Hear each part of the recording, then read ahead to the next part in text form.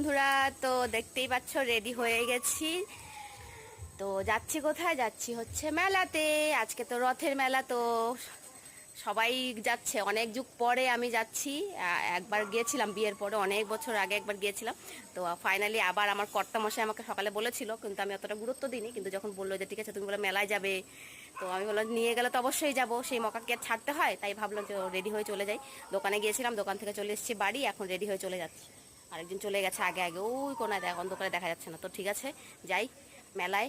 বহু যুগ পরে যাচ্ছি রথের মেলায়, তো দেখা যাক কি হয়। আসলাম কলেজ মোড়, 10-15 মিনিট ধরে হাইটে হাইটে চলে আসলাম কলেজ মোড়। চিন্তা করা যায়। তাই এখন টোটো দেখবো, তারপরে টোটো দেখি টোটোদের কত ডিমান্ড। টোটোওয়ালাদের তো পুরো অ্যাটিটিউড, সেই ডিমান্ড। আমার সাথে থাইকে থাইকে তুমিও ভাইরাল হয়ে গেলা। লাইট নাই তো, ওই জন্য একটু অন্ধকার পড়ছে। যাই হোক, ভাইরাল হোক, তারপর দেখা যাবে। আমি যথেষ্ট ভাইরাল আছি, আমি আমাকে সবাই অনেকেই চিনে। আজকে একজন জিজ্ঞেস করলো তোমার ইউটিউব চ্যানেল আছে? আজকে হ্যাঁ, বলে ফেসবুকে ভালোই ভিডিও করো। আমাদের জলপাইগুড়ি একদম মানে আমাদের পুরোটা চেঞ্জ হয়ে গেছে একদম, মানে একদম রমরমাটা একটা ব্যাপার আমাদের এই জলপাইগুড়ি এখন ব্যাপার, তাই না বলো? এখন কোনো ছোটো ছোটো বিষয় নিয়ে যেরকম আগে সবাই শিলিগুড়ি দৌড়াইতো, এখন আর শিলিগুড়ি দৌড়াইতে হবে না, আশা করা যায়। দেখা যায় কতটা কি সাকসেসফুল হয়। তো এই সেই মেডিকেল কলেজ এখনো ওপেন হয়নি, হবে, কাজ চলছে। বলে ভিড় নাই, দেখো ভালোই ভিড় এসে। মোটামুটি যেটুকু এরিয়া জুড়ে হবে সেটুকু তো ভিড় হবেই। তো যাই হোক, ফাইনালি পৌঁছে গেলাম রথের মেলায়। খুব ভালো লাগছিল, যে কেননা অনেক দিন পর আমার কর্তামশাইয়ের সাথে গিয়েছিলাম রথের মেলায়। কেননা আমি একদম ভাবতে পারিনি যে আমার কর্তামশাই আমাকে রথের মেলায় নিয়ে যাবে। সত্যি কথা বলতে সকালে একবার বলেছিল, আমি ভাবছিলাম আমার সাথে মজা করছে, যাই হোক অতটা গুরুত্ব দিইনি। কিন্তু যখন বললো সন্ধ্যেবেলা ফোন করে, কী গো তুমি মেলায় যাবে?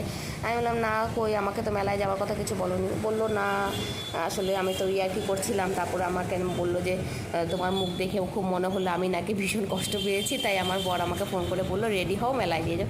তো সেই মকাকে আর ছাড়তে, তো তাড়াতাড়ি রেডি হয়ে বেরিয়ে পড়লাম। তো ফাইনালি পৌঁছে গেছিলাম। গিয়ে যে চিনি কলা কিনেছিলাম, জগন্নাথকে তো চিনি কলা দিতেই হয়, রথের মেলায় গেলে পরে চিনি কলা কিনতেই হয় আর দিতে হয়। তো সেটাই আমিও করছিলাম, কিনছিলাম। আর এত পরিমাণে দাম নিচ্ছিল সামান্য চিনি কলার, কি বলবো। তো যাই হোক, সেগুলো দেখে লাভ নেই, ঠাকুরকে তো দিতেই হবে, কি আর বলার। তো দেখো না, ভিড় এত পরিমাণে, কি বলবো। ঠাকুরের ওখানে আমি কিছুতেই যেতে পারছিলাম না, এত পরিমাণে ভিড়। তো অনেক চেষ্টা করছিলাম এই ফাঁকা দিয়ে ওই ফাঁকা দিয়ে ঢোকার, কিন্তু কিছুতেই যেতে পারছিলাম না। কাউকে ঠেলে ঠুলেও যেতে পারছিলাম না। আর আমার কর্তামশাইকে ডেকে যাচ্ছিলাম যে এদিকে এসো, ভিডিও করে দিও। কিন্তু যাই হোক, কোনো মতেই আমি সুযোগ পাচ্ছিলাম না ঠাকুরের দর্শন করার। অনেক তাকে ঝুঁকি করে তারপরে যাই হোক পৌঁছে গেলাম ঠাকুরের দর্শন করতে। অনেক কষ্ট করে ভিড়ভাড়টা ঠেলে ঠুলে ফাইনালি পৌঁছে গেলাম ঠাকুরের ওখানে, অনেক কষ্ট করার পর। তো এত পরিমাণে ভিড়, তাও ঠিকমতো যে প্রণাম করবো সেটারও সুযোগ পাচ্ছিলাম না, এত পরিমাণে ভিড়। যাই হোক, রথের মেলায়, মেলা বলতেই তো ভিড়, মেলা মানেই ঠেলা খাওয়া, তাই না বন্ধুরা? মেলা মানেই ঠেলা, এটা তো ছোটোবেলার থেকে শুনে এসেছি, আর কি বলবো। তো যাই হোক, আমিও পৌঁছে গেলাম ঠাকুরের দর্শন করতে।